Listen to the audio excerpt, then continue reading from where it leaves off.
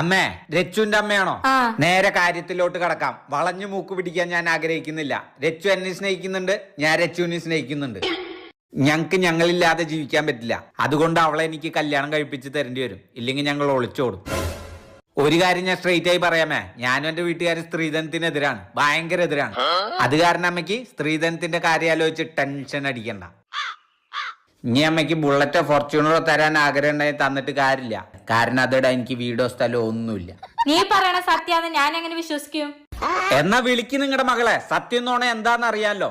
രച്ചു, രച്ചു, എന്തമ്മേ? ആരാടി ചെക്കൻ? വായി തോന്നിയത് എന്തൊക്കെയോ പറയണ്ടല്ലോ. ആരത്? എനിക്കറിയില്ല. രച്ചു, നീ ആരും പേടിക്കണ്ട. സത്യം പറഞ്ഞു കൊടുക്ക്, നമ്മൾ തമ്മിൽ ഇഷ്ടത്തിലാന്ന്.